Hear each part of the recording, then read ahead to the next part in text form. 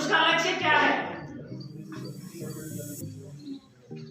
Chocolate खाना है, सोनी में जीतना, तो फिर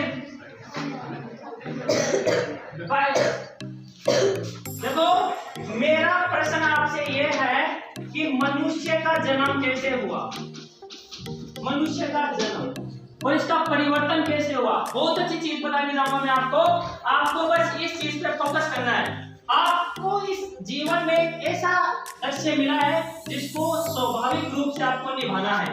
समझ रहे हैं आप? समझेंगे। इधर ध्यान दो, क्या डायनासोर थे क्या पहले? कौन कौन कहता है कि सर पहले डायनासोर थे?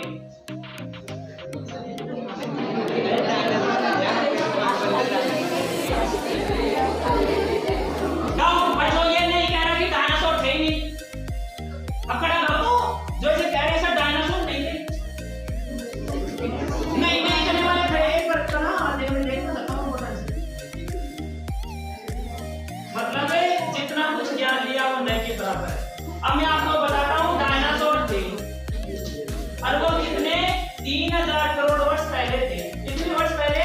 3000 करोड़ पहले। अब समझो क्या हुआ, पृथ्वी क्या होती है पता है किसको? पृथ्वी गोलाकार होती है क्या? होती है। सूर्य भी गोलाकार होता है क्या? अब मेरी बात ध्यान से सुनो। कोई बता सकता है डायनासोर की प्रजाति क्यों खत्म हो गई? पूरी की पूरी आपकी डायनासोर की प्रजाति क्यों खत्म हो गई? आप डायनासोर हो जाए बिन देख वो डायनासोर की ना। हाँ बताओ डायनासोर की प्रजाति कैसे खत्म हो गई? किसके कारण? खड़े हो तो बोलो बेटा, बहुत वेरी गुड। किसके कारण? एक एस्ट्रोनॉट के कारण। एस्ट्रोनॉट क्या होता है? पत्थर का टुकड़ा। आप कौन सी क्लास में हो? 8 में से भी तालियां बजाओ भाई जोर से।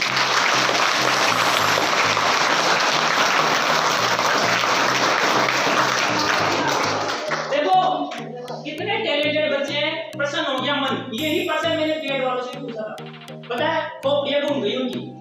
कोई तो ये देख लो, कोई ऐसे देख रहा। डायनासोर क्या है? अब समझो सूर्य का प्रकाश पृथ्वी पर आता है क्या? डायरेक्टली पड़ता है क्या? नहीं पड़ता डायरेक्टली। देखो सूर्य की किरणें जब पृथ्वी पर गिरी, लेकिन एक समय से आया एस्ट्रोनॉइड किससे टकराया? पृथ्वी पर।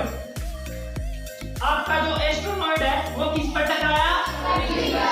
पृथ्वी पर।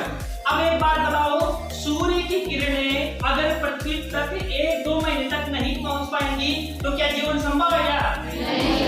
नहीं है ना। तो डायनासोर क्या हो गए? भूखे मर गए। समझ आ रहा है?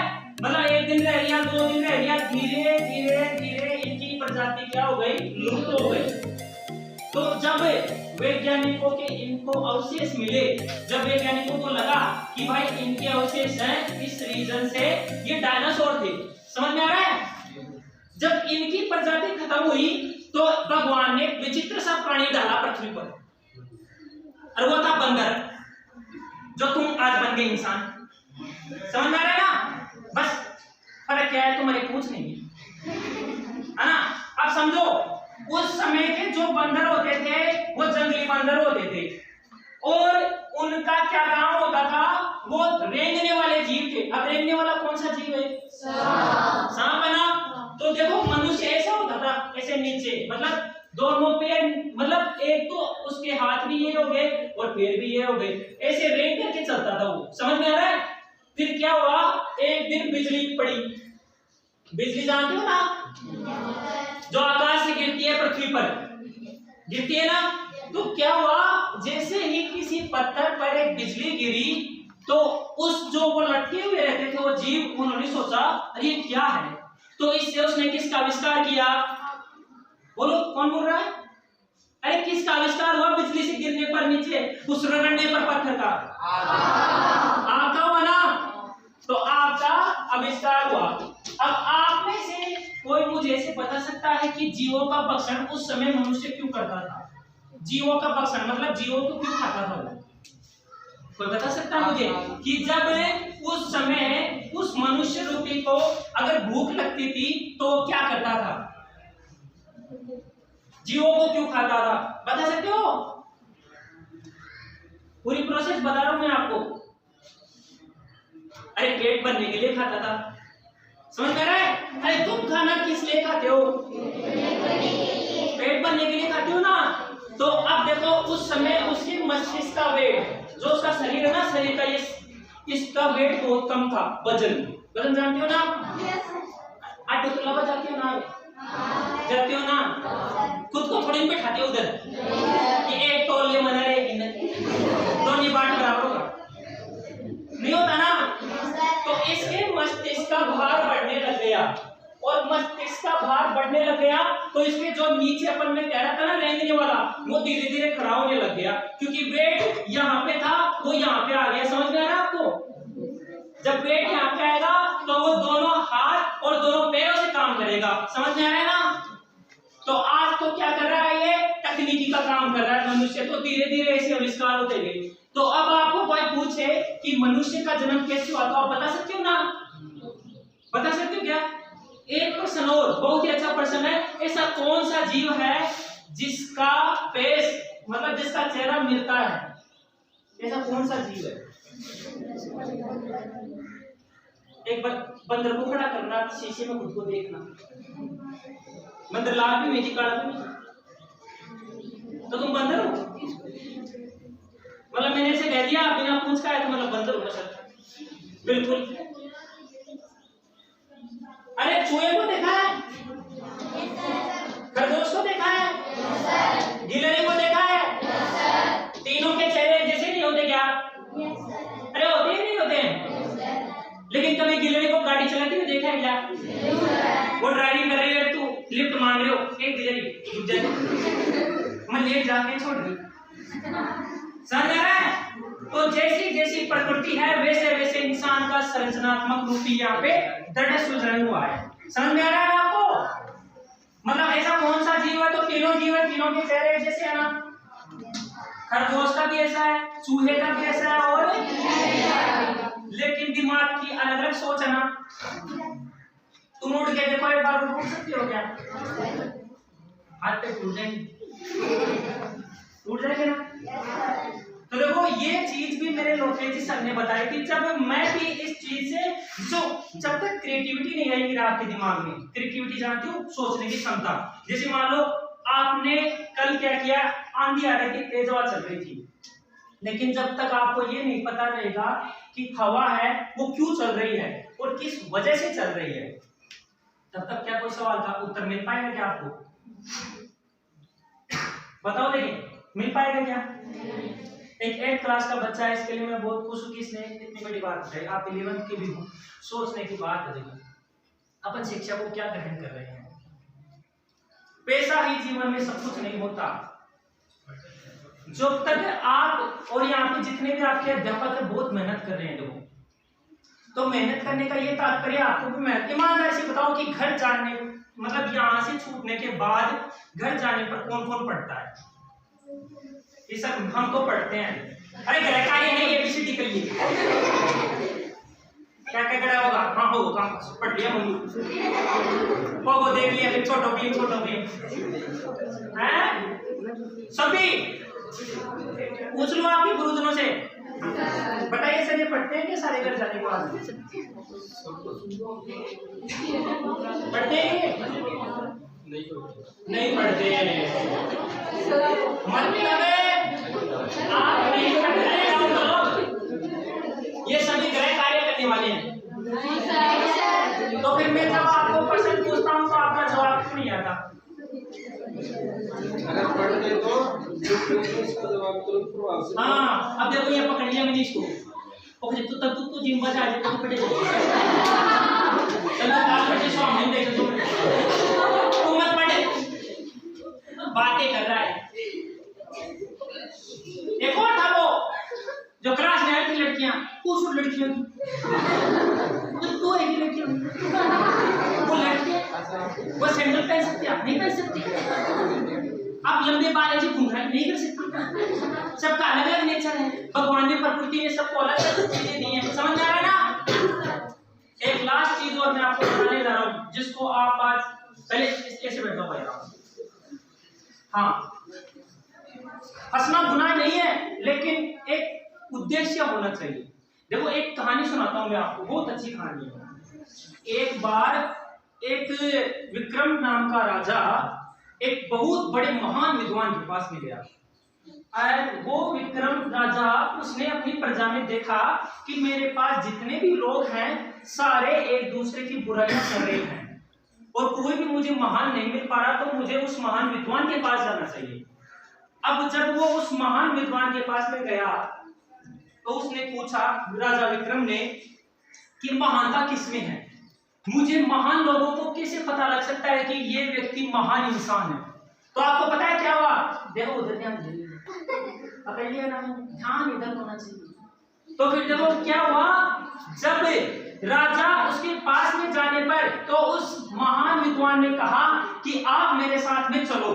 तो दोनों पोटली उठा के चलते हैं, और राजा का भेष है, मतलब जो वेशभूषा है ना, वो फटे कमीजों से दी जाती है, क्योंकि अगर मान लो राजा चलेगा तो गांव वाले डरेंगे ना, डरेंगे नहीं डरेंगे, सलाम भी करेंगे।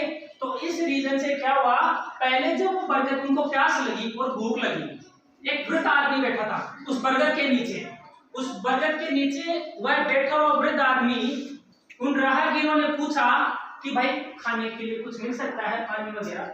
तो महान विद्वान ने देखा कि उसने डबल रोटी, जो रोटी होती है ना की, और पानी है, वो उनको दिया। अब देने के बाद में सुनना, राजा विक्रम ने पूछा कि ये वृद्ध जन है, यहाँ पे क्या कर रहे हैं? तो उस वृद्ध आदमी ने बताया कि महाशय, मेरा बेटा डबल रोटी का काम करता है, लेकिन मैं राह पर चलने वाले लोगों को रोटियां देता हूँ और पानी, ताकि उनकी प्यास बुझ सके, और इस रीजन से मुझे क्या मिलता है? सुकून मिलता है। समझ में आ रहा है? तो फिर उस महान विद्वान ने उस राजा को क्या कहा, देखो महानता किसमें है, लेने में या देने में? देने में ना। आगे चलते हैं, आगे चलता चलता एक स्कूल मिलती है, बहुत अच्छा महाविद्यालय, एक अच्छा स्कूल है, जहाँ पे आपके जैसे बच्चे बैठे हुए हैं आराम से, शिक्षक पढ़ा रहा है, टीचर पढ़ा रहा है, लेकिन वो दोनों बाहर खड़े होते हैं। तो वो जो शिक्षक है वो जाता है और उनसे पूछता है कि हाँ जी, राम राम जी। तो फिर महान विद्वान है वो उनसे पूछता है, आप कितने वर्षों से यहाँ पे पढ़ा है? तो उसने कहा कि श्रीमान, यहाँ पर पढ़ने वाला कोई नहीं था, मैं सेना से रिटायर हुआ एक व्यक्ति हूँ, तो मुझे इन बच्चों की चिंता हुई कि यहाँ से इतनी दूर एक और विद्यालय पढ़ता है, क्यों ना मैं इन बच्चों को पढ़ा सकूं। तो फिर राजा विक्रम को उसने एक एग्जाम्पल देकर के और बताया कि देखो, शिक्षा एक ऐसी प्रणाली है, ऐसी है जिसको ना तो कभी खरीदा जा सकता है, ना कभी बेचा जा सकता है, ना ही सुखाया जा सकता है, और ना ही जलाया जा सकता है। समझ में आ रहा है ना? तो देखो आपको 1% लास्ट ये है कि जब आप एक अच्छा व्यक्ति, एक अच्छा इंसान बनोगे तो आपको क्या करना पड़ेगा? बताओ, कोई अच्छा आंसर चाहिए मुझे। और अगर देने में आप सभी हो समर्थ तो बोलो। अगर आपको एक अच्छा व्यक्ति या एक अच्छा इंसान बनना है तो आप क्या करोगे? क्या लोगों की बातों पे ध्यान दोगे? क्या उसने मेरे बारे में ऐसे कहा तो आपकी एनर्जी वहां पे वेस्ट हो रही है। आंसर आना चाहिए देखो मुझे, जैसे एस्ट्रोनॉट ने बताया। कोई बता सकता है कि मुझे अच्छा व्यक्ति बनने के लिए ये करना पड़ेगा? अभी इस कहानी के माध्यम से समझो। देखो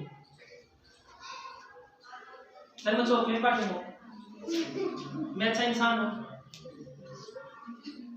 मैं उसको खींच के तो पढ़ के मारूंगा, एक अच्छा इंसान हूं। दूसरों का सम्मान किसने कहा? किस बालिका ने कहा? अरे बोलो तो, आप खड़े हो तो आप बोलो, क्या एक आप अच्छा इंसान बनना चाहते तो आप क्या करोगे? पहले दूसरों का सम्मान करेंगे। दूसरों का सम्मान करोगे। अच्छा, दूसरों का घर वालों का, परिवार वालों का, सभी का। सभी का। तो फिर दूसरे का क्या इसमें? सभी का होना चाहिए ना। चलो ठीक है, बैठो। और कोई आंसर एग्जैक्टली नहीं आया? बताओ देखिए। हर दिन अच्छा करोगे, समझ में आ रहा है ना? आपको हर दिन क्या करना पड़ेगा? अच्छा करना पड़ेगा। तो आप मुझसे प्रॉमिस कर रहे होगा, क्योंकि देखो मैंने परिणाम देखा है आपकी इस स्कूल का, नीचे विद्यालय का। 12वीं कक्षा 12 संकाय कला संकाय में 95%, कक्षा 10th में 94%। मतलब मेहनत की, उनकी नाम आराम से आया, उनकी फोटो लगी हुई है। तो आप भी आना चाहते हो ना इस फोटो में? अरे आना चाहते हो नहीं आना चाहते? तो देखो आपको जो यहाँ पे अध्यापक शिक्षा दे रहे हैं उसको ग्रहण करें। ऐसे नहीं कि आप यहाँ से चले गए और फिर पढ़ने में बिजी ना हो, मतलब जैसे आपको पढ़ाई के प्रति कोई सतर्कता ही नहीं है। क्योंकि जो राजा होता है ना, राजा वो कभी तनाव में नहीं होता, प्रजा तनाव में होती है। तो अब राजा हो या प्रजा? अरे क्या बनना चाहते हो आप? राजा बनना चाहते हो ना? दुर्योधन ने को देखा होगा, अपने तनाव में रहता था, वो रोजाना मामाश्री करता था या नहीं करता था? और अर्जुन श्री कृष्ण के पश्चिम पे चले थे, तब वो क्या बन गए थे देखो। तो कोई भी व्यक्ति अगर आपको कैसा भी ज्ञान दे तो उसे प्रोवाइड आराम से कर लो आप, मतलब अच्छे सुगमता से। कोई भी कैसे भी कहीं पे भी मिल सकता है। हर वक्त ये नहीं सोचना चाहिए कि हमारा टाइम है, क्योंकि आपको भी पता है ये जो समय है ना बहुत कीमती है। हम इतनी दूर से चल करके इसलिए आए हैं कि चलो जो स्कूलें अच्छी हैं, जहाँ पे अच्छी शिक्षाएं दी भी जा रही हैं, वहाँ पर क्या माहौल, लेकिन माहौल मुझे अच्छा भी मिला, क्योंकि 8 क्लास के बच्चे ने आंसर दिया तुरंत तरीके से। एक बालिका ने भी दिया अच्छा जवाब कि बड़ों का सम्मान करना चाहिए। लेकिन अगर आप खुद से बड़ों का, छोटों का, सभी का सम्मान करोगे तो जीवन में आगे बढ़ोगे। ठीक है? जय हिंद, जय भारत।